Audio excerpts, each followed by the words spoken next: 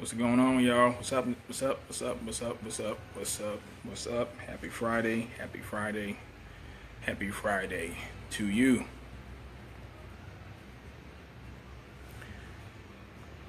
Are blacks still being oppressed? Am I, as a black man, being oppressed in this country? That's what I want to know. So I want to look at the word oppression because I'm seeing a lot of people, unfortunately, some people that are Christians, that are buying into this narrative that we are, as black people, we haven't gotten anywhere in this country. We're still being oppressed. We're still being targeted by the police. We're still are an endangered species. We're still victims of police brutality. Basically, we haven't gotten anywhere. There has been no progress socially, financially, nothing. There's been no progress. Of course, I don't agree with that. But there are some of you, particularly some of you Christians, who do. And I guess biblically, I would like to know why. How is it that we as a people that make up 12 or 13% of this population account for half of the crimes being committed in this country, which is a very disproportionate number, considering that it's not a lot of us around here. But we account for most of the violent crimes in this country. We account for the most abortions as a people group. But yet, we are the ones being oppressed by the white man. I don't understand that. So I want to look at this word oppression. Oppression is defined as the prolonged, cruel, or unjust treatment or control. Oppression is defined as the prolonged, cruel, or unjust treatment or control. It also has synonyms for persecution, abuse, maltreatment, ill treatment, tyranny, despotism, repression, suppression, subjection, subjugation, a state of being subject to unjust treatment or control, mental pressure or distress. My question is, this is 2017, and some of you guys act as if this is 1817 or even 1617. Some of you Marty McFly Christians, Marty McFly people, seem to want to go back in time a lot.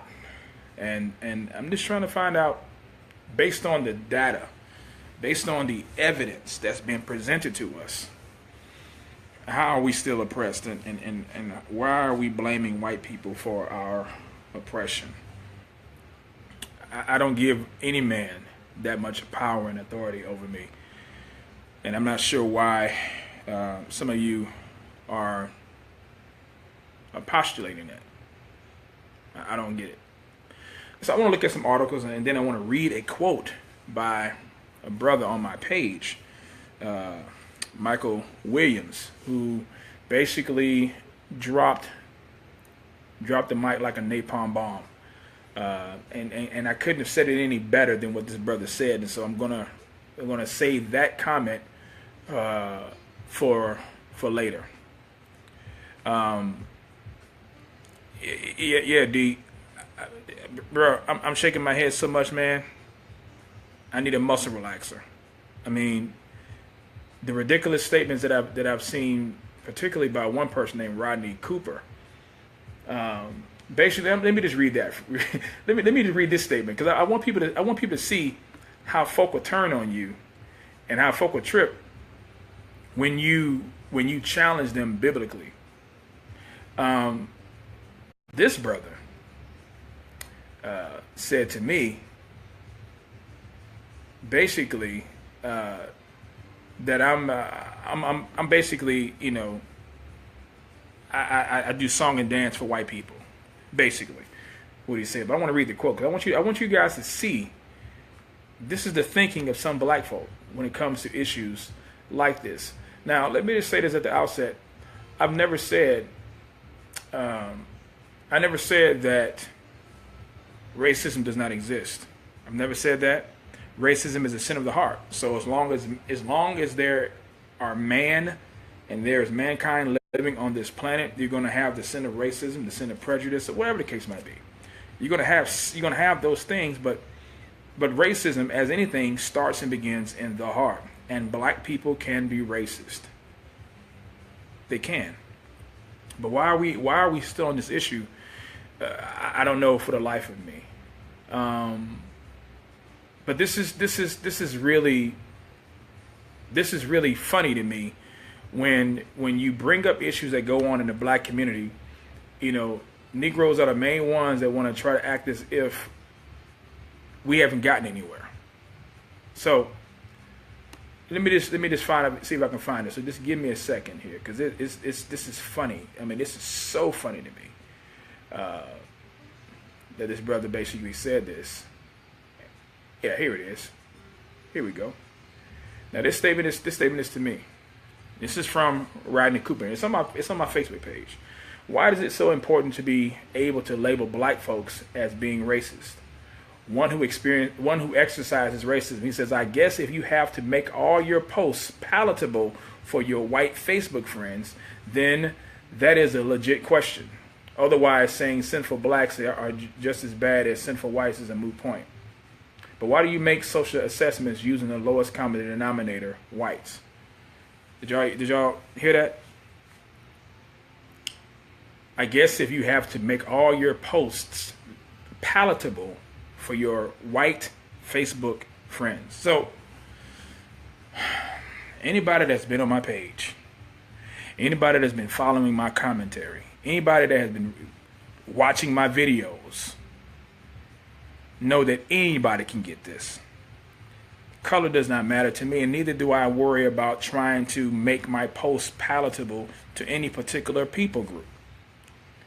Either you're going to accept it based on the facts, or you don't. But to say that I'm trying to suck up basically to white people, that's an ad hominem. That takes away from the main issue and the main point. The point that I made in my post originally was this, and I quote, how black people feel they're still oppressed by white people in this generation and country is the epitome of Marty McFly theology. Hashtag wake up. Hey, what's going on, Brad Nancy? Yeah, brother, ain't it a nice shirt, Mike? And so just go to my page and just notice the pushback on this. You got people that think that we have not come anywhere. My father is 79 years old, I believe. He just had his birthday August 25th. My father has a 6th grade education. Count it. 1, 2, 3, 4, 5, 6. 6th grade education. Was born during the days of segregation in Jim Crow.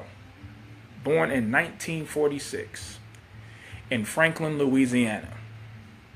Okay? Yeah, that's the fancy way to call me Uncle Tom, D. Yeah. People don't even know the story of Uncle Tom, but anyway. My father was born in the South, deep South, Louisiana. Can't get no deeper than that. Was born in the time of segregation, was born in the time of open, blatant racism. And some of your parents were born in that generation and time too, so you know what I'm talking about. White and black water fountains, white and black restrooms. You know the drill. But this man that was born and only had obtained a 6th grade education, left Franklin, Louisiana, went to Texas, and then from Texas traveled up north to Detroit, Michigan. And during the time of the Big Three, where you had General Motors, Ford, and Chrysler. Then you had American Motors that came in fourth. If you guys know about American Motors, kind of like telling my age, but that's cool. Had no degree, had no college education, didn't even have a high school diploma. To this day, doesn't have a GED, but worked for Ford over 30 years and made six figures. How is that? And I know that there's some stories you guys can tell as well too. How is it that a black man born in the days of segregation and blatant and open racism, Jim Crow, Civil Rights era, all of that stuff, prior to the Civil Rights era even coming down the pike, but was able to make a six-figure salary? You explain that to me. And now there's other stories of people who've made the best out of situations that were totally against them. And I think my dad had, I think 14 or 16 brothers and sisters. Some of them died, of course, and was poor, but they made it. Explain that to me. Explain to me how you can say in this generation, in this society, in this country, that we're still oppressed as a people, as black people, and that our common enemy or our number one enemy is police brutality, when the facts don't point to that. You know, I was talking to my daughters, and I shared that conversation that I had with my 4 girls today about something, about the number one cause of the decimation and destruction of the black family, or any family, to be honest with you. But just for the sake of conversation and discussion, I'm talking about just black people today. It's about us as this, okay? My father made 6 figures, lived in Detroit, Michigan. We were a middle-class family, wasn't wanting for anything. Do you understand what I'm saying? My father worked hard. My father's still alive today. My work ethic comes from that man. My worldview regarding hard work and making a decent living and being able to educate myself and educate my children comes from this man. And he had the odds stacked against him way more than I could ever imagine. So he knows what racism looks like. He knows what prejudice looks like. He knows what discrimination looks like. He knows what segregation looks like. Me and my dad talk all the time. He told me about people like Bull Connor. Segregation today, segregation tomorrow, segregation forever. He told me about that stuff.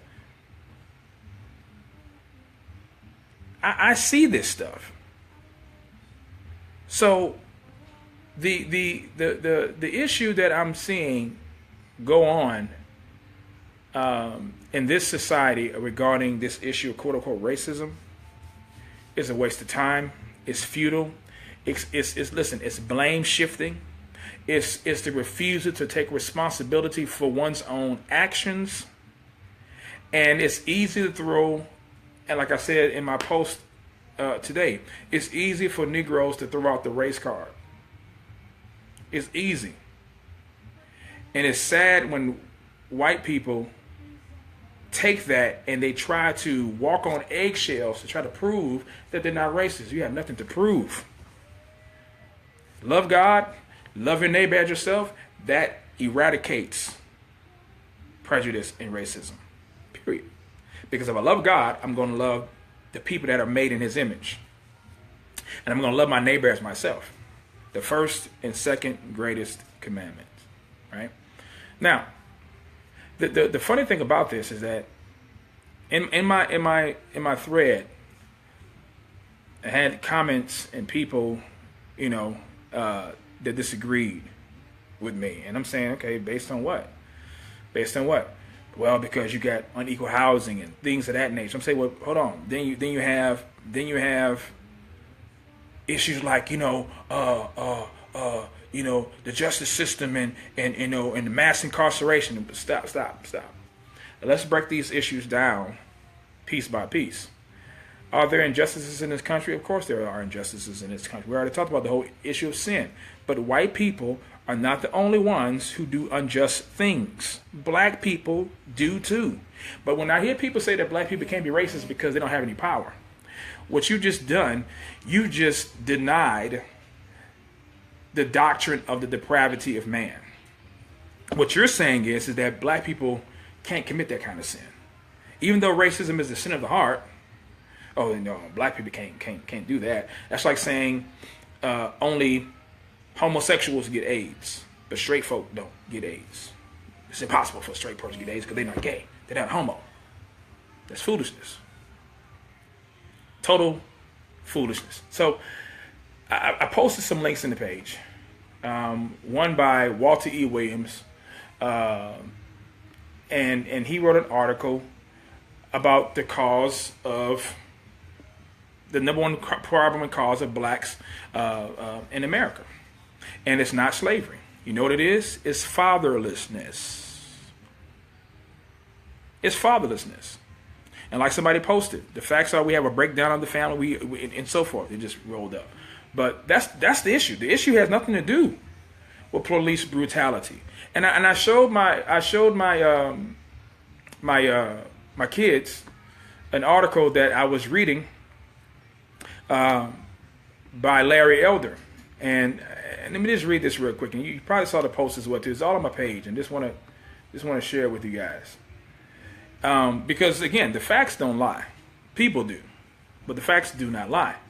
So when you have people making these absurd statements and asinine statements saying that, it's all because of the mass incarceration rate, unequal and unfair housing and things of that nature, where are the facts? Because if I'm an employer or if I'm a person that owns property, I'm not obligated to let you have my property, especially if I don't believe that you're going to take care of it. When did black people officially stop being oppressed by the U.S. government? Tell me how are they being oppressed by the U.S. government, Rodney? See, there he is right there. Tell me how blacks are being oppressed by the U.S. government. Tell me how. Oh, and by the way, Rodney, how does that line up with the Bema seat? So because you believe an entire system of government is targeting one particular people group, that makes the excuse for you and I to do what we do. Did nobody put a gun to black people's head and tell them to leave their families? Tell me when that happened. Remember, I'm trying to find out how is this going on in 2017, not 1817 or 1617 or 1717 or 1917. I'm talking about how is it that fatherlessness in the home is the fault of white people? Go back a little bit further. How is unwanted or quote unquote pregnancy, illegitimate births, shacking up, that kind of thing? Whose fault is that? How is it that the black family was stronger and better during the days of slavery, Reconstructionism, Jim Crow, and the Civil Rights era than they are today? Explain that to me, Rodney. Because what I'm talking about is the depravity of man. What you're talking about, I don't know what you're talking about. Amen, Will. We have more opportunities than our parents and grandparents ever had. Exactly.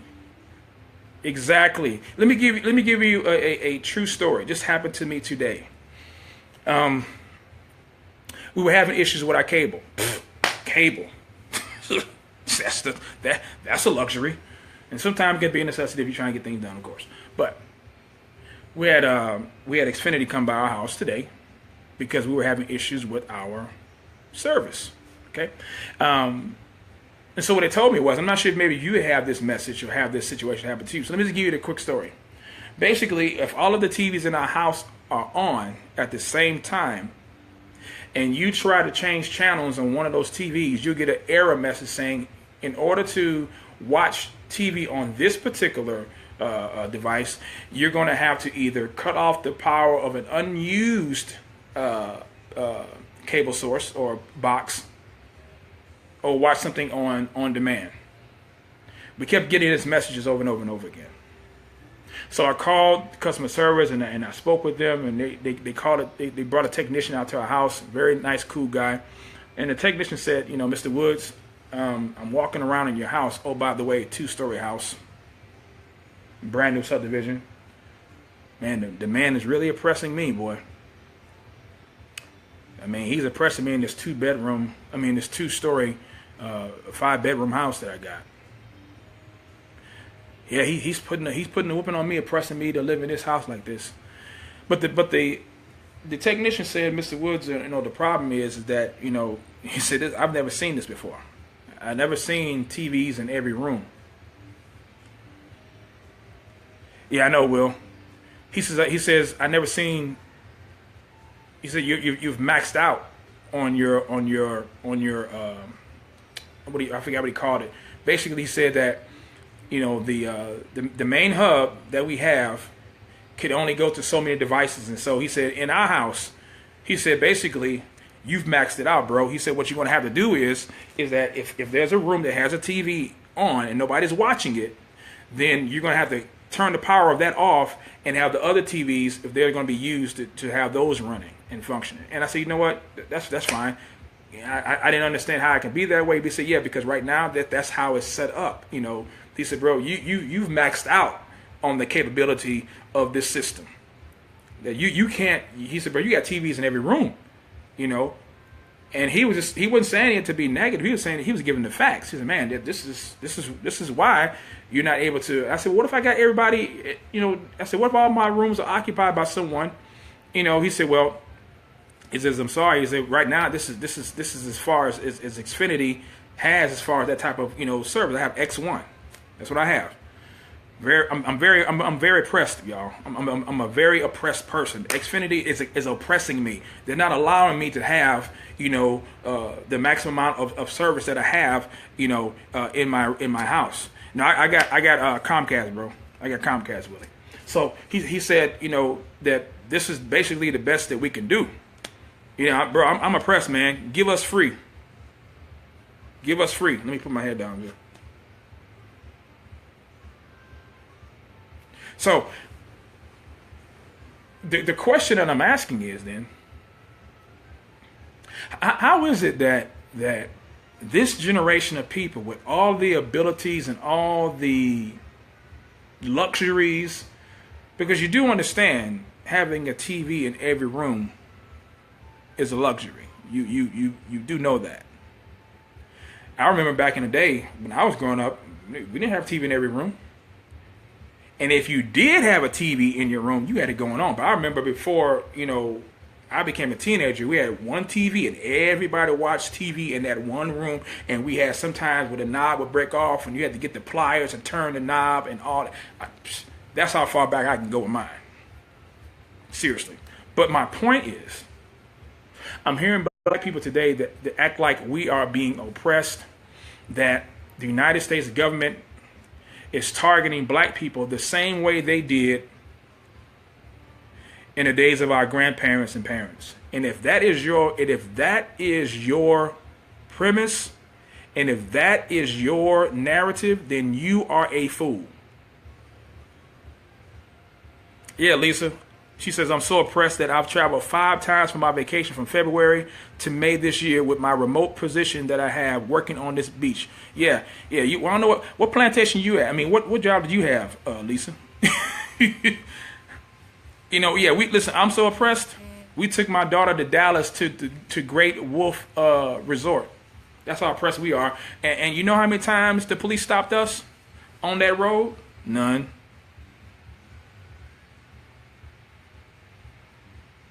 And you know, we had the nerve to drive on a road that we didn't have to worry about the police, you know, pulling us over and throwing us out of the car and, you know, and all that kind of stuff and harassing. the hoses and the dogs and all that kind of stuff. I didn't walk into the resort with my head down saying, yes, sir, no, ma'am, thank you, sir. None of that. But we're an oppressed people.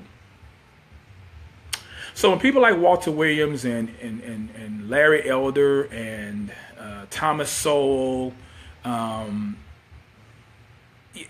Shauna, see, shh, you can hush your mouth, that gal. Hush your speak. You will get us beat out here. You don't be putting up no $300,000 for no house, that gal. You trying to get us beat. Go on now. Get on here. Get on there. Go on, yeah. Get. That's my point. That's my point, Shauna. I'm just saying, how are we an oppressed people? And y'all do wait till I read y'all this quote. Because this quote is the mic drop of all mic drops. I couldn't have said it any better than this brother said it. But there's some books. I want to read a quote. I want to read a quote. Yeah, Sam, you're so oppressed. You got guns. You teaching your child how to shoot. That's how oppressed you are, bro. I've seen your videos. In the book by Larry Elder, oval book called The 10 Things You Can't Say in America, Larry Elder quotes this. He says, this chapter discusses the damage done to society and the family by the welfare state, an institution that says to young pregnant women, quote, marry the government. To the father, the welfare state says, get lost. You're not needed. We will enable you to abandon your moral, spiritual, and financial responsibilities. We're in charge here. Since the 1950s, crime has tripled. Talking about amongst our people now. In the 1950s, crime has tripled. Many factors explain this, and no single factor by itself caused the explosion. But the absence of involved fathers depriving children, especially males, of an in-house role model is the leading suspect. Did y'all hear that? It's not the white man. It's not racism that's causing the black family to suffer the way that it's suffering, basically self-inflicted suffering. It's not the white man that's causing the problems in the black community. It's Ray Ray leaving the family that's causing problems. And before I read on with this educational oppression, come on, Rodney. Come on, Rodney. Come on, Rodney. Educational oppression? Wait till I read the quote. Wait till I read the quote. Before I continue with this, with the book, I was sitting down in the kitchen with my daughters today, and I asked them this question. I said, do you believe that we have progressed as a people? Now, my daughters are 15, 13, 9, and 5. Okay? So I got 2 teenagers and two little girls. 4 girls total. 2 grown adult men already out the house. But I asked my four daughters this. I said, do you believe that basically we progress as a people? Based on what you see. They said, yeah. And he said, because they said, well, Pawpaw and Granddad, they lived in worse conditions than we ever lived. Now, this is a teenager saying this. This is somebody that's only been on this planet for 13 years, 15 years. And they both said, the older one said, well, yeah, of course we progress as a people. We're not living like Pawpaw lived and like Granddad lived. Now, if they can say that, being on this planet for 13 years and 15 years, how some of y'all Negroes who's been on this planet 5 times longer than they have still are saying that we have not gotten anywhere, that we still suffering under oppression and all? And I'm saying to myself, my parents had to deal with open segregation and racism. And they weren't afforded the opportunities as we have to better ourselves with education. And wait till I read this quote, y'all. Wait till I read this quote that this brother put on my page. I'm telling you, if you argue against that quote, you are an idiot. But I asked my daughters, I said, so what you're telling me is, I said, so when you hear people say that that we're still under oppression, or that, you know, the reason why the black family is being oppressed is because of police brutality and things of that nature, which, by the way, how do you prove that? Now, it doesn't mean that police brutality does not exist. Don't get me wrong. But I'm saying, how do you prove that police brutality is the number one factor affecting the black community when, in fact, and I read the stats and the quotes, that there were 14,000 homicides, I believe, in 2016 or was it 2011? Which one was it? I can pull it up for you right now.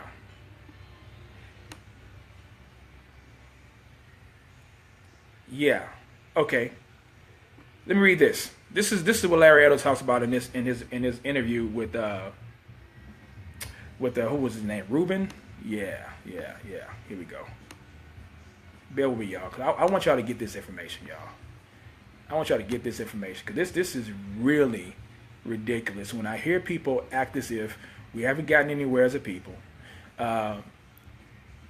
He says the number one problem domestically facing this country is the breakdown of the family. Do y'all hear this? People keep saying the same thing. Those who are objective thinkers saying that the number one problem domestically facing this country is the breakdown of the family. It's not racism. He says the number one problem domestically facing this country is the breakdown of the family, said Elder, and President Obama said it. He says, I didn't. He said that a kid raised without a dad is 5 times more likely to be poor and commit crimes, 9 times more likely to drop out of school, and 20 times more likely to end up in jail. Now, here's the question. I asked my children, I asked my daughters, I said, let me ask you this. I said, if I were not here, if I were not in this house, do you think that it would affect you guys? You know what they said? All of them, from the oldest to the youngest, they said, yeah, it would affect us. I said, how would it affect you? My oldest one said, well, you know what? It would affect me. I know it would affect me. She said, because I'll be out there bad.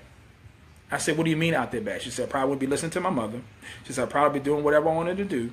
And I probably be, I said, promiscuous, well, like that. She said, yeah, probably would. Now, this is what my daughter said.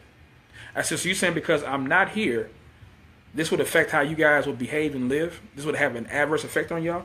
And my second oldest daughter said, yeah, it would. They was like, dude, are you kidding me? You don't think your presence matters? This is what they were saying to me. So they didn't even know who Larry Elder was. And I'm reading, and I read to them what this man said, and a few other people said. They said, yeah, that's true. So Larry Elder continues on and says this. He says, so you're far more likely to end up in jail without having a dad than you are because of a white racist cop. When host Dave Rubin brought up the issue of systemic discrimination against blacks, Elder repeatedly asked him to provide a specific example. Give me the most blatant racist example that you can come up with right now, he said. Rubin said, quote, I think you could probably find evidence that in general cops are more willing to shoot if the perpetrator is black than white. Elder said, quote, what is your data? What is your basis for saying that? I'm talking about what the facts are. 965 people were shot by cops last year. This was last year. 965 people were shot by cops last year and killed. 4% of them were white cops shooting unarmed blacks. Do you hear that? 4%. So you take 4% times 965, you get 38.5. You round it off and just say 40 people. So 40 black people were killed last year, but that's only 4%. And you're telling me that police brutality and cops shooting black people is the number one issue? No, it's only the number one issue to the mainstream media, but not when it comes to the facts. He says 4% of them were white cops shooting unarmed blacks. In Chicago in 2011, 21 people were shot and killed by cops. Just in 2011, okay? In Chicago. In 2015, there were 7. In Chicago, still quoting, which is a third black, a third white, and a third Hispanic, 70% of the homicides are black on black, about 40 per month. almost 50 per year last year in Chicago, and 75% of them are unsolved, he said. Where is the Black Lives Matter on that? The idea that a racist white cop shooting unarmed black people is a peril to black people is BS, said Elder. It's complete and total BS, and the reason for these so-called activists saying this is the assumption that racism remains a major problem in America, and the media, CNN and especially MSNBC, runs down whenever a black cop shoots somebody, it's then some march in Washington. It's ridiculous, he says. Now, there's so many other factors with this, but the main problem is this. Where's the father? Where's the father? That's the question. Because my father was around. And in the days of slavery and Reconstructionism and Jim Crow and the Civil, you had more fathers in the home back then than you do now. Who's forcing these men to leave their families? Are people coming in? Is the United States government coming in with guns drawn and telling these men to get out of the home? Give me one example of that ever happening. Quote, half the homicides in this country are committed by and against black people, said Elder. Last year, there were 14,000 homicides. Not talking about suicides. I'm talking about homicides. Half of them were black, and 96% of them were black on black of that 7,000. Still quoting, where is the Black Lives Matter on that? You can't argue with the facts, and you can't argue with a fool. Because these are the facts. My 4 daughters that are in my house right now said that if I were not in their lives, if I were not in this house right now, actively involved in their lives, that they would be out there bad. They would not be listening to their mother. They would not be doing what they were told. This came out of the mouth of my children. Now you multiply that times countless other families who have children whose fathers are not there. And you tell me that this is not the issue? And now one time did they say, oh, it's because of racism? That no, it's because of the absence and the relinquishment of the father's responsibility in the home and their role. That's the problem. And it's a sin problem. So Larry Elder, in his book, he says, criminals say that crime goes up when the possibility of getting caught, convicted, and incarcerated goes down. And crime is a young man's game. As the youthful population of America grows, so does the crime rate. The nuclear family remains the best vehicle to inculcate values, goals, and morals into the young. But the modern welfare state leads to the breakdown or non-formation of nuclear intact families. In Africa, observers report a unique and disturbing problem. Baby elephants are attacking rhinoceroses and other animals as never before. Why? Poachers kill off mature elephants for their ivory tusks, and sometimes game wardens for population control decide to relocate other breeding elephants. This leaves young elephants to grow up without the socializing and civilizing effect of a father figure. Normally, elephant young grow up gentle, obedient, and respectful of their elders. But these young rogue elephants, described by the game wardens as destructive, angry punks, run amok. Not unlike what happens with male humans who grow up without paternal guidance and leadership. This brings us back to the welfare state. Although blacks make up a substantial percentage of welfare recipients, most welfare recipients are not black. But the issue is not the race of the welfare recipient, but whether the welfare state encourages dependency and thus makes the situation worse.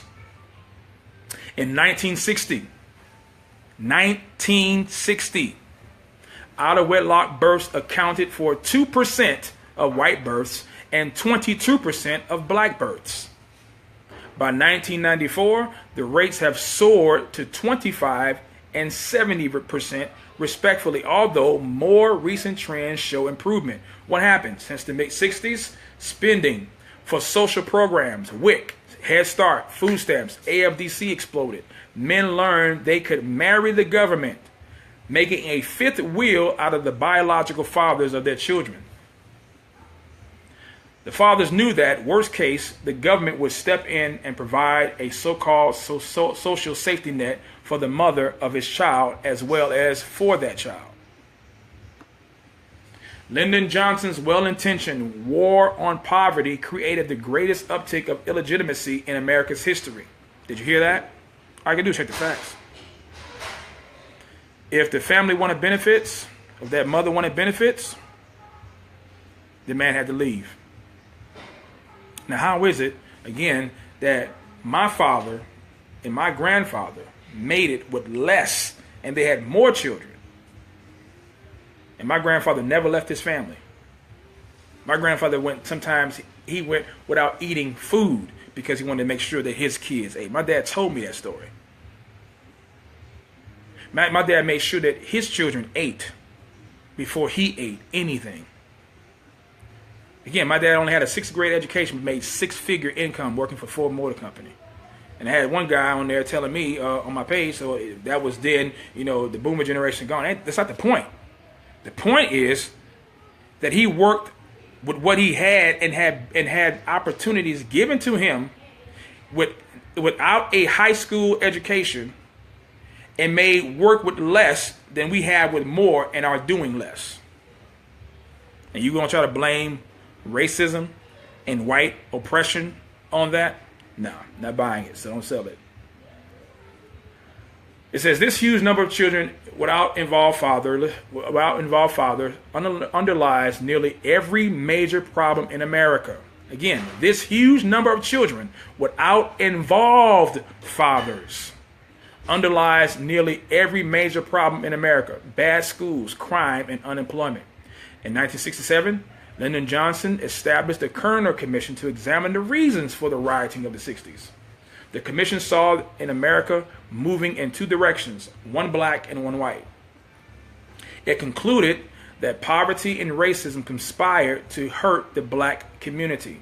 In reality, the biggest factor negatively affecting black America was the welfare state created by well-intentioned, good-minded people seeking to eradicate poverty. But neither racism nor lack of money plays the biggest role in the dysfunctional development of a child. Caring, loving parents remain the greatest factor in creating a self-reliant, upwardly mobile, confident adult. A society ignores these lessons at great cost. For example, he gives factual data here. This is one thing I like about Larry Elder. Amen, Lisa. Weekend fathering is not enough for either. It's not. Children need to see fathers in the home amen. Absolutely. Absolutely. For example, still reading it from the book, in 1987, a wealthy, idealistic philanthropist in Philadelphia adopted 112 inner city 6th grade kids, most of whom were products of broken homes. The philanthropist, George Weiss, guaranteed a fully funded education up through college if only the kids were listen. This wealthy man, this philanthropist, was willing to pay for these kids' education, free ride, provided if they can do and maintain the following and refrain from the following. Here it is. The philanthropist George Weiss guaranteed a fully funded education up through college if only the kids would refrain from drugs, unwed motherhood or fatherhood, and crime.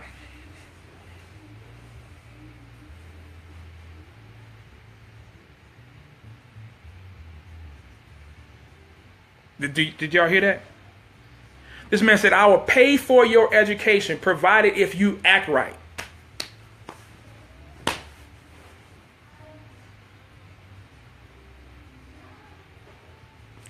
How sweet of a deal, how much more sweet of a deal can you get with that? He says, he even provided tutors, workshops, after-school programs, summer programs, and counselors to be available when trouble arose whether personal or otherwise. In other words, he says, listen, if you need anything, I'm going to give you all the tools and resources for you to make it. So for those who say, well, the reason why, education oppression is because we don't have the opportunities. Listen, wait till I read that last quote. He says, fast forward 13 years later, how many of these kids successfully made it to college and beyond? You want to know the answer? 45 never made it through high school. Of these, 35 dropped out. 1 died while in school. 4 died after dropping out. 4 are working on a GED, and 1 graduated trade school. Of the high school graduates, 13 are 4-year college graduates. 11 are enrolled in 4-year colleges. 5 are enrolled in 2-year colleges. 12 have dropped out of 2- and 4-year colleges. 7 graduated trade school. 8 are enrolled in trade school. 6 dropped out of trade school. And 5 graduates got no further education. Of the 67 boys, 19 have grown into adult felons. Among the 45 girls, they have had 63 children, and more than half of their babies before the age of 18. If you took more than 100 kids from similar backgrounds, but no guaranteed education, the results would have been approximately the same. What do we make of this? What's the moral of the story here? The moral of the story is this: doesn't matter how much money you put into the community, if the changed heart has not been evidenced, you're wasting your money, you're wasting your time. That's the point. And actually, he says it here. What do we make of this? The answer is simple. It ain't about money. It's about values. It's about discipline and application. It's about character, working hard when you don't want to. And these values are instilled in the home. In fact, the poorer the child, the more likely a school or college will grant a scholarship, loan, or other financial aid package. Do y'all hear that? The poorer you are, in most cases, the more opportunities and resources that are being given to you in this country. Oh, this oppressive country toward black people. He says, but a lot of people fail to understand this simple, powerful message. Dads matter. Recently, the richest man in America, Bill Gates, gave more than $1 billion, with a B as in boy, $1 billion for scholarships. He specifically targeted inner city kids, i.e. the hood, because he felt they are underrepresented in technical fields like computer science and engineering.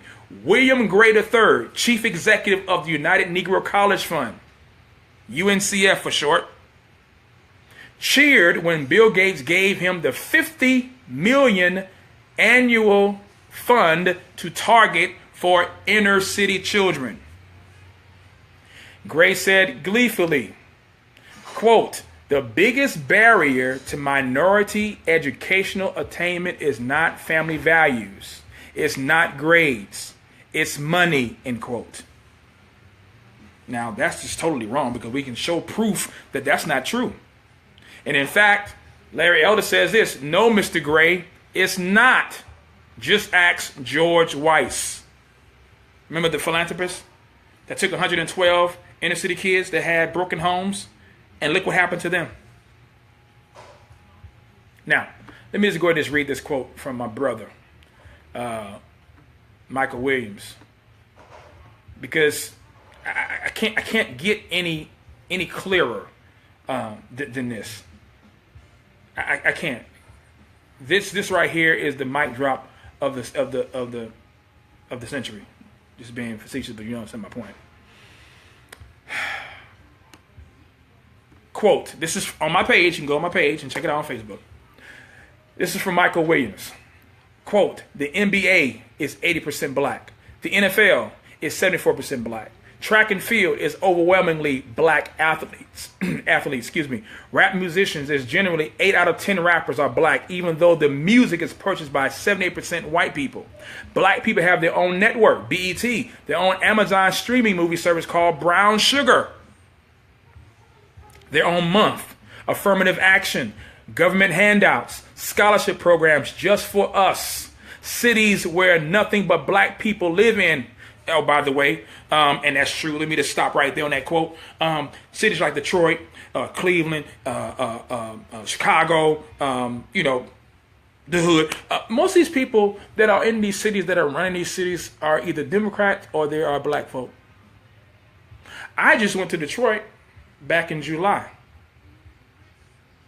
Just listen, I went to Detroit back in July, and I ain't trying to live in Detroit no more. And that's my hometown. I love it. I love my city that I was born and raised from. But it is sad, like my man Tarwin said, the chocolate cities being represented, but there's no progress. And most of them are from the Democratic Party. You want to talk about the plantation or talk about oppression? That's who really are oppressing you. Democrats. And oh, by the way, I'm not a Republican. I'm a Biblicrat. I'm a Biblican. And I'm a Biblipendent. Okay? I stand on the word of God when it comes to the issue of politics and things of that nature. But you have to admit the fact that these inner cities are being ran by Democrats who basically do nothing for the black community. Baltimore, straight jacked up. Yeah. Philly, Chicago, New Orleans. Yeah, all of it. Then I saw my brother Tarwin McGrew's post about New Orleans. And one thing he said that was funny, which is sad. He said, yeah, New Orleans ran by black folk or whatever like that, but the neighborhoods are a mess, but the casinos are being kept up good though.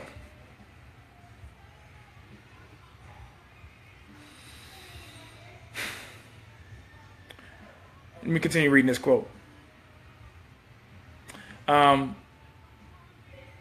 Organizations like the NAACP, Congressional Black Caucus, sororities funded, BLM, COGIC, National Baptist Convention, and the Masonic Lodge. We also have our own colleges, fraternities, and sororities. Tiger Woods made $1 billion. Floyd Mayweather made $1 billion. Oprah is worth $3 billion. Isabella Santos is worth $3 billion. Sheila Crump is worth $740 million.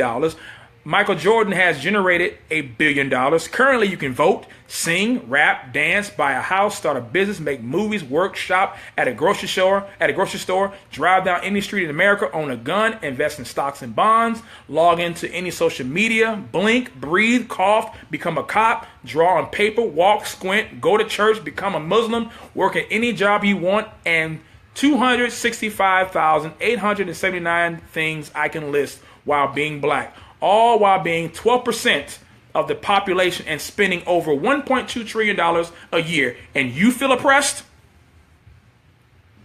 He says, I am tired of the sissies saying they feel oppressed in America. And all he got was 2 likes. Y'all go to this man right here. Go to my page and like that, brothers. Matter of fact, take that quote, share it on your page. Because you can't get any better than that. We make up 12% of this nation's population. We spend $1.2 trillion a year. But we are oppressed, huh? It's all about parenthood and priorities. I'm not walking around here talking about I'm being oppressed. And if anybody's oppressing anybody, it's black people oppressing each other. It's called black on black crime and black on black violence. So, no, Rod Cooper, I'm not trying to make my comments and posts palatable to white people. No, Rod Cooper, I'm not walking around here trying to make white people like my posts. I can give a crap about anybody liking my posts. And you should know that. If anybody else should know that, it should be you, bro. Because whatever's right, I'm going to speak on it. Whatever's wrong, I'm going to speak about it. So miss me with the comments about me trying to please white people, to try to get white people to like my posts. I can give a crap about that, bro. But if you believe that we have not progressed as a people, and if you believe that we don't have opportunities and benefits afforded to us as a people, compared to our own ancestors and their ancestors, then you are a fool. And a fool only delights in revealing its own mind and not in understanding, according to Proverbs 18:2. Because the facts are this. Based on this brother's quote that I just read from Mike Williams' quote that's on my page that y'all should be liking, we got more going on for us in this country and in this society and in this generation than our parents and their parents before them. And if you don't believe that, then you straight up stupid. You straight up dumb. Dumber than a bag of rocks, cheap rocks. Because you're not going to convince me that my kids can't go wherever they want to go and have to worry about being stopped by police and being attacked and being oppressed as in the days of our parents. That's straight up stupid. I agree, Lisa, 100%. The only reason that we are regressing is because we have not taken advantage of the opportunities afforded to us. Life is choice driven. And I was talking to my daughters about this, and some of y'all may disagree with this, but I was telling them this. Because one guy on my page was talking about, if a person doesn't give do you think it's oppression if a black person and a white person works and the black person doesn't get paid the same amount of money as the white person get paid, that's oppression? I said, that's not oppression. The fact that the man is working ain't oppression. That's not oppression. See, where does it say biblically that I got to give a person the same amount of money that I give somebody else? Let me show you in scripture, then I'm gonna let y'all go. Remember the parable of the talents in Matthew 25? I know y'all read your Bible. I know y'all know it, but let me just read this to y'all, because we're supposed to be like Jesus, right? We're supposed to imitate Christ. We're supposed to have Christ likeness in how we deal with folks. But we don't want to talk about that when it comes to issues of work and pay and money. Matthew 25 verse 14. For it is like just a man, talking about the kingdom. For it is like a man about to go on a journey who called his own slaves and entrusted his possessions to them. And to one he gave 5 talents, to another 2, and to another 1. Here's the catch. Each according to his own ability. It's in the Bible. Right there. Right there. Bible. Not making it up. Jesus didn't give all 3 men the same amount. He gave all 3 men the amount based on the ability of the individual. I got another one for you. Remember the parable of the workers? Remember the parable of the laborers in the vineyard? I got to read this one, y'all. For the kingdom of heaven is like a landowner who went out early in the morning to hire laborers into his vineyard. And when he had agreed with the laborers for a denarius for the day, he sent them into his vineyard. And he went out about the 3rd hour and saw others standing idle in the marketplace. And to those he said, you too go into the vineyard, and whatever is right I will give you. And so they went. Again he went out about the 6th and the 9th hour, and he did the same thing. And about the 11th hour he went out and found others standing, and he said to them, why have you been standing here idle all day long? And they answered and said to him, because no one hired us. He said to them, you too go into the vineyard. And when evening had come, the owner of the vineyard said to his foreman, call the laborers and pay them their wages, beginning with the last group to the first. And when those hired about the 11th hour came, each one received a denarius. And when those hired first came, they thought they would receive more, and they also received each one a denarius.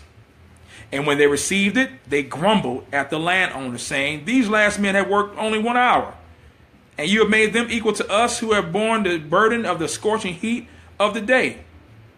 But he answered and said to one of them, friend, I'm doing you no wrong. Did you not agree with me for a denarius? Take what is yours and go your way. But I wish to give to this last man the same as to you. Is it not lawful for me to do what I wish with what is my own? Or is your eye envious because I am generous? Here's my point. You don't tell someone who owns something how much you are to be paid. Unless it is agreed that that person pays you what they want to pay you, that's one thing. But I gave you 2 examples in Holy Scripture. The parable of the talents, the parable of the landowner in the vineyard. And in both of those instances and situations, it is the owner that has the right to pay what he desires the worker to be paid. See, we've gotten so accustomed to getting what we think we want that we want to charge people as being racist because I'm not getting paid the same amount of money that that person. There's so many factors that could be considered with that. And I told my daughters, if I was owning a business, I'm not obligated to give them the same amount of money. I'm not. I decide what wage and what rate of pay I want to give a worker, not the worker. The worker decides whether or not they want to work for that rate of pay. If not, you can go somewhere else. But somebody will work for that rate of pay. And far too many Christians are trying to compare themselves, and the Bible tells us not to do that. Stop comparing yourself among yourself. Be content with what you have. I know that's too much Bible for Friday. I know.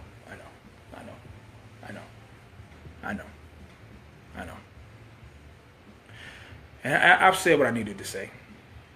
I have. But I'm going to continue to sound the alarm. I'm going to continue to sound and beat the drum, because this, my friends, is just ridiculous. To say that we have not progressed as a people. Now, we haven't progressed when it comes to loving God. I mean, our foreparents were more devoted to the things of God's word than this generation is. You got so-called Christians approving same-sex, quote-unquote, marriage, which is not marriage, which is really abomination and sodomy. You have the church today approving of things that are detestable to a holy and righteous God, but we want to complain about equal rights. God help us. God help us. Anyway, I'm done. Please share this video. Share the video. Go to my page on Facebook, read the quote, share the quote that my brother Michael Williams posted about the facts. The facts. Yeah, I agree, Rick. The problem is also with teaching our children delayed gratification. The ghetto mentality says anything I can't use in the next 20 minutes, I don't need. Yeah. Yep. And you know, we don't believe in the theology of no. Yeah, we don't believe in the theology of no. Sometimes I just say no just because I can. Nope. No, wait. No, not right now. No, you don't need that. Because that's not how life works. If my parents had to work hard for what they got, what makes you think that I'm not going to let my children work hard for what they need to have?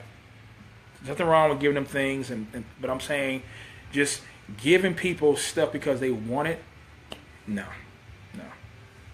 So anyway, I'm out. You guys have a blessed day and a blessed weekend. If I don't come back on video again, y'all know the drill. Whatever you do all to the glory and honor of God. Be in God's house amongst God's people and honor him with your life. All right? Grace and peace.